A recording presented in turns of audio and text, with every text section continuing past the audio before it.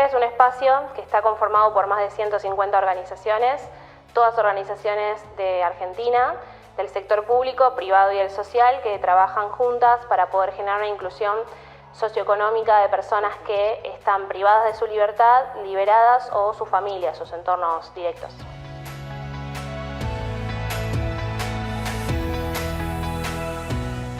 Para aquel que por ahí no tiene un conocimiento de lo que es una cárcel por dentro, ¿por qué es importante hacer un trabajo de campo, estar involucrado o en contacto con las personas que viven esta situación?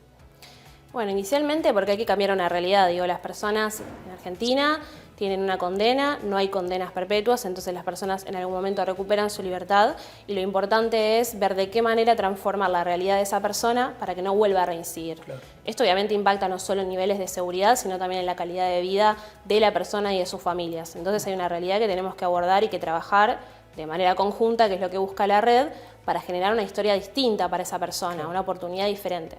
O sea, si nosotros conocemos un poco el contexto dentro de las cárceles, es un poco lo que uno trata de hacer yendo a las unidades, trabajando con las organizaciones, sabemos que la mayor parte de las personas que están privadas de su libertad en Argentina no tuvieron oportunidades previas a su ingreso a la cárcel. Hablo de oportunidades cuando hablo de estudio, cuando hablo de situación económica, cuando hablo de vivienda, de salud. Hay un montón de contextos sumamente vulnerables antes de ingresar a una cárcel.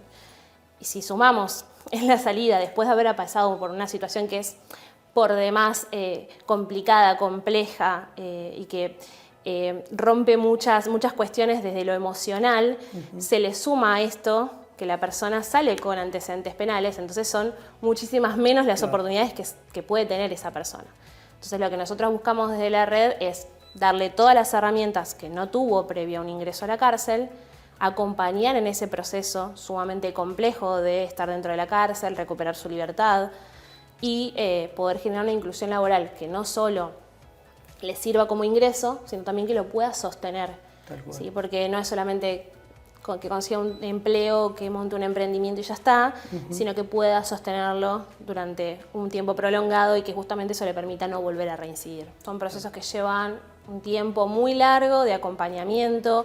Pensemos que las personas por ahí en contexto de encierro, digo, en un mismo pabellón donde nosotros podemos llevar talleres, tienen condenas completamente distintas. Hay personas que le faltan 3 años, otras 2 meses, otra 20. Entonces hay que acompañar todo ese proceso hasta que la persona recupera su libertad y una vez que recupera su libertad, acompañar en el proceso después justamente para que no reincida. Entonces son procesos largos, complejos, que hay que acompañar y que ahí después vamos a poder trazar una línea de, bueno, cuáles son los niveles de reincidencia.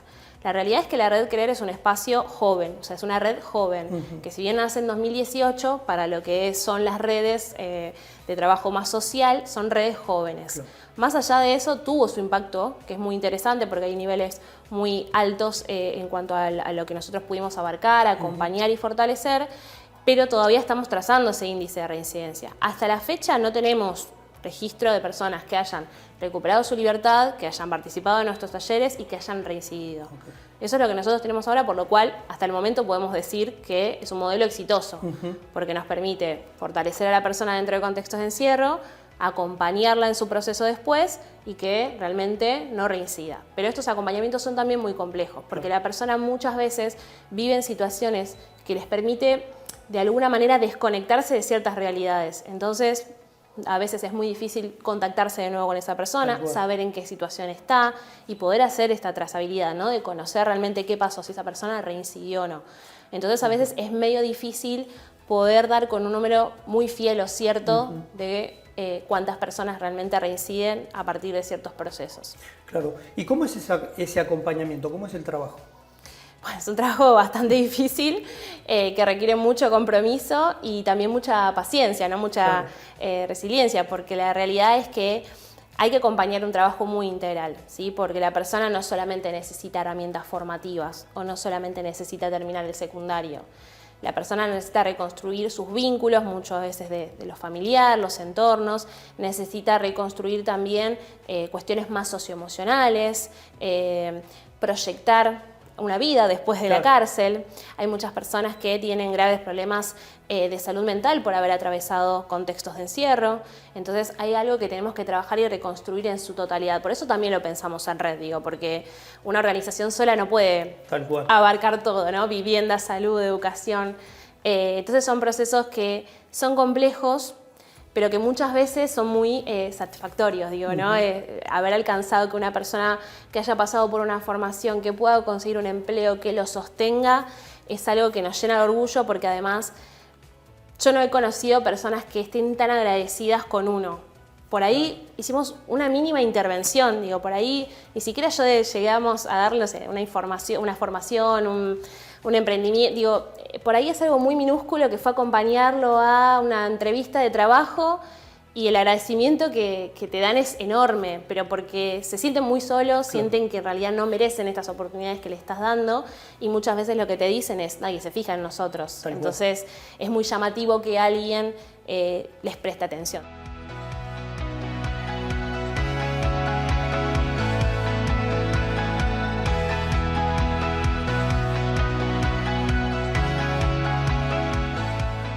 Hay que tener en cuenta también que muchas de las personas que atraviesan el contexto de encierro, y la gran mayoría, vienen de consumos problemáticos, por lo cual muchas veces también esas situaciones de extrema vulnerabilidad acompañan a estas situaciones que los llevaron a estar privados de su libertad. Hay personas que estuvieron judicializadas desde siendo menores de edad, digo. Entonces hay contextos muy, muy complejos que muchas veces, incluso mediáticamente, no son bien abordados, no son bien contados muchas veces las historias. A veces eligen, por supuesto, lo que es más amarillista, porque cuando se habla de la cárcel muchas veces se habla más bien de noticias que son mucho más complejas, más feas, más negativas, y eso genera obviamente una estigmatización en la población sobre la que nosotros trabajamos. Hay mucho desconocimiento todavía sobre lo que realmente pasa en las cárceles. Y yo creo también que parte del equipo, y por supuesto también las organizaciones que forman parte de la red, realmente cambiaron su visión sobre la cárcel y sobre las personas privadas de su libertad una vez que realmente ingresan a una unidad. Cuando realmente se ponen en comunicación con una persona y conocen sus historias, conocen sus dificultades, conocen sus procesos. Entonces uno comienza a mirar esta situación de otra manera y entiende por qué también hay que abordarla.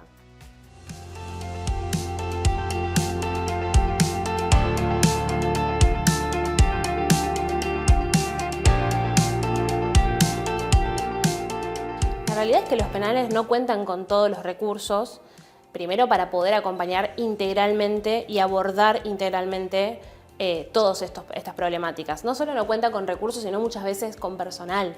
Pensemos que la cantidad de vacantes muchas veces para la educación formal dentro de cárceles no está disponible para la totalidad de las personas que están detenidas en esas unidades. Muchas veces no se cuenta con salud mental, con la propia salud integral, ¿no?, de la persona. Hay como serios déficits, pero en temas de recursos y de capacidad de las personas para poder hacer esto. Por eso es sumamente importante la intervención social, que la sociedad civil pueda ingresar a las cárceles, que pueda abordar todas estas áreas donde hay ciertas falencias.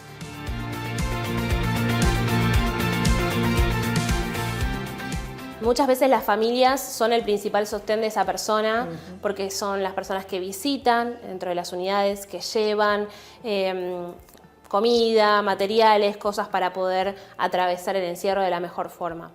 Y muchas veces las familias se ven justamente muy perjudicadas, se ven atravesadas de una manera muy negativa, porque escasean los recursos, porque hay una necesidad de acompañar a una persona en un contexto de encierro, impacta negativamente en todos los miembros de la familia, ni que hablar en los niños, niñas y adolescentes que están en ese entorno familiar. Digo, hay todo un contexto que también hay que abordar desde lo familiar, porque son las redes de contención. ¿Y por qué hay que abordarlas? Y porque después esa persona va a salir en libertad y va a volver a su hogar.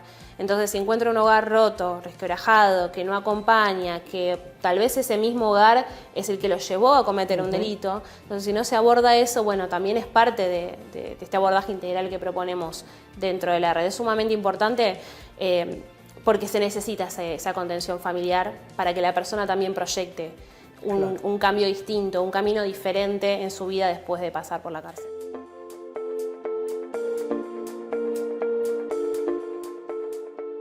una de las barreras que tiene una persona que recupera la libertad es el currículum manchado, vamos a decir, porque si pone que tiene antecedentes, automáticamente esa puerta laboral se cierra. ¿Cómo se trabaja con estas empresas para generar la confianza, para que puedan, vamos a decir, apostar a tomar como empleado a una persona que viene de un contexto de encierro?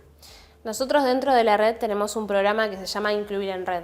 El Incluir en Red está destinado justamente a empresas para que, si tienen la intención de contratar a una persona que estuvo en contextos de encierro, reciba un acompañamiento la empresa por un periodo de 5 meses. Esto quiere decir que si la empresa nos dice, mirá, yo la verdad es que nunca contraté a una persona que pasó por un contexto de encierro, no sé cómo abordar este tema, bueno, tenga una tercera parte que lo acompañe durante todo ese proceso. Bien. Lo que nosotros hacemos es acompañar a la persona liberada que está siendo incluida en un puesto de trabajo y a la empresa, brindándole en simultáneo a las dos personas todas las herramientas necesarias para saber cómo atravesar un proceso de contratación de una persona que estuvo en un contexto de encierro, porque es distinto a cualquier otro contexto de vulnerabilidad. ¿Sí? Digo, hay un montón de cuestiones que se tienen que acompañar por más simples que a veces parezcan. Digo, es realmente necesario que ese abordaje sea continuo, entonces por eso es que se le brindan esas herramientas. Y además desde la red lo que le damos a las empresas es la seguridad de estar contratando a una persona que viene recomendada y siendo acompañada desde tal vez muchos años por una organización social, por la red, que fue formada, digo, que conocemos su trayectoria, su estilo de vida, sus complicaciones, digo, conocer todo. Eso nos ayuda muchísimo a que también las empresas confíen, por supuesto, en contratar personas que pasaron por la red. Y para que tenga un resultado, ustedes hacen un trabajo o un filtro o un chequeo exhaustivo en ese aspirante a ese puesto de trabajo. ¿Cómo es ese trabajo hacia la persona que va a ser contratada? ¿Qué tipos de requisitos, qué tipo de cosas ustedes tienen en cuenta para recomendar a esa persona? Tenemos, el principal tal vez requisito es que realmente tenga la voluntad de trabajar. Porque muchas veces pasa esto, que no tienen una proyección, no tienen como una intención de conseguir un empleo, no lo quieren sostener. Entonces realmente, en primer lugar, lo que analizamos es esto, que realmente la persona tenga intenciones de trabajar, que tenga intenciones de aprender, de sostener ese empleo. Y lo que buscamos en realidad no son tantos requisitos, porque la verdad es que si nos ponemos puntillosos con las experiencias y demás, por supuesto no sería muy difícil.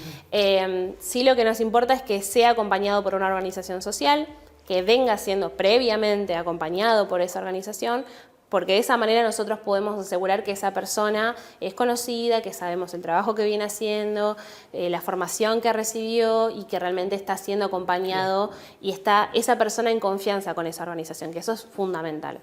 Después otra de las cosas que nosotros tratamos de analizar, según el tipo de empresa por supuesto, es si nos piden o nos solicitan que no tenga determinado tipo de antecedente penal por una cuestión de cuidado, por supuesto, del espacio de las empresas. Entonces nosotros ahí tomamos como ese recaudo, por supuesto, para no tener ningún contratiempo.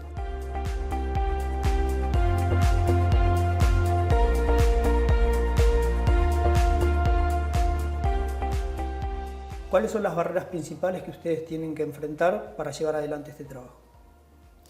Son muchas las barreras, son muchos los obstáculos. Tal vez el primero que nos encontramos, bueno, justamente la estigmatización que sufre la población, la escasez de recursos orientados a poder abordar esta problemática. Muchas veces los contextos sociales de los que vienen son mucho más complejos y exceden, por supuesto, de nuestras manos. Hay muchísimos temas bastante complejos dentro de este tema. Por eso creemos que es sumamente importante como comprometerse realmente para poder sostener esto, porque son muchas las barreras que se atraviesan en estos contextos. Lo principal es que una persona que tiene antecedentes penales automáticamente tiene esta cuestión de que se le cierran todas las puertas, se anulan las oportunidades. Bueno, está esa frase que yo la detesto un poco no, en su totalidad es que se pudra ahí adentro. Esa es una frase que detesto tanto porque están estas historias que personas que no tuvieron oportunidades, o en el peor de los casos, hay un montón de personas que están ahí y son inocentes. Sabemos que esto existe, pasa y es lamentable. Florencia, no hablamos tanto de los talleres. ¿Qué tipo de herramientas y talleres se le da a estas personas para justamente que salgan con una herramienta para poder salir adelante. Es una de las partes más lindas de la red. Los espacios formativos que nosotros llevamos desde la red tienen dos orientaciones. Una en todo lo que es habilidades técnicas, es decir, brindar herramientas de oficio, de emprendedurismo, de economía social, y otra también muy indispensable que es los talleres de habilidades socioemocionales, que tiene que ver con esto de tener un proyecto de vida, de acompañar y resolver cuestiones vinculares y demás.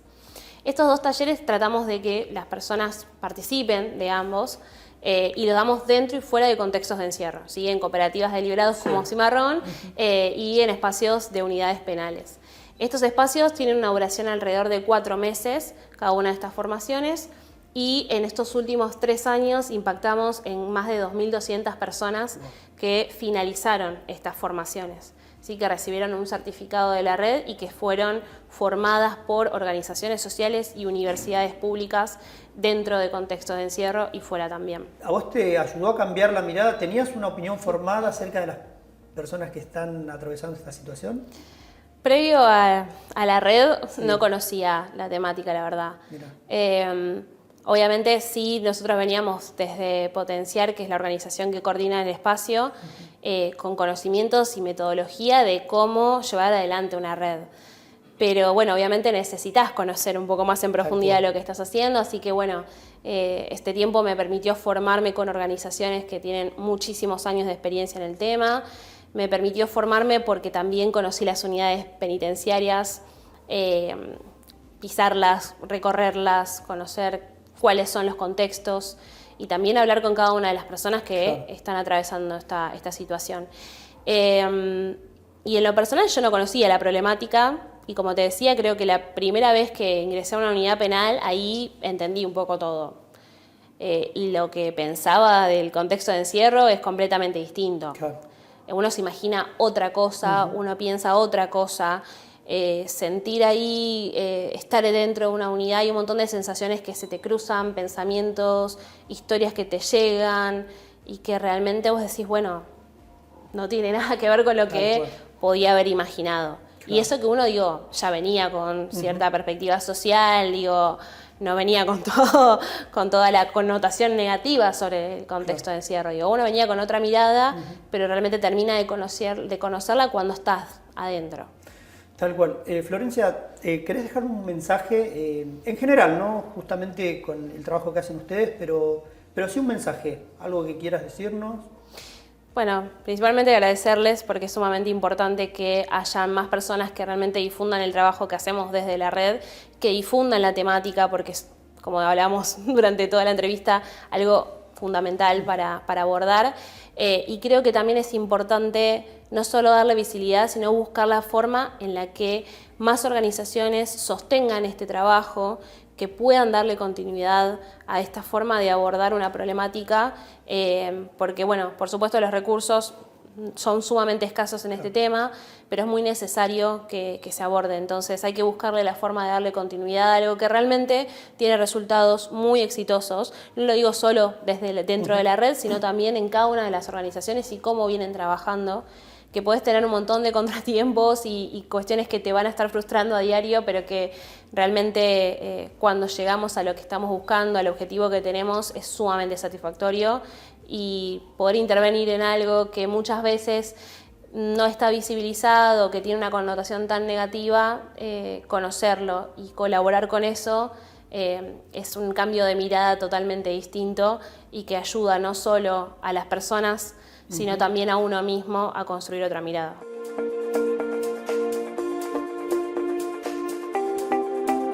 Si te gustó nuestro contenido, suscríbete al canal y activa la campanita. Y si querés ver toda nuestra programación en vivo, entra a www.unifetv.com. Sumate Unife. Sumate un buen día.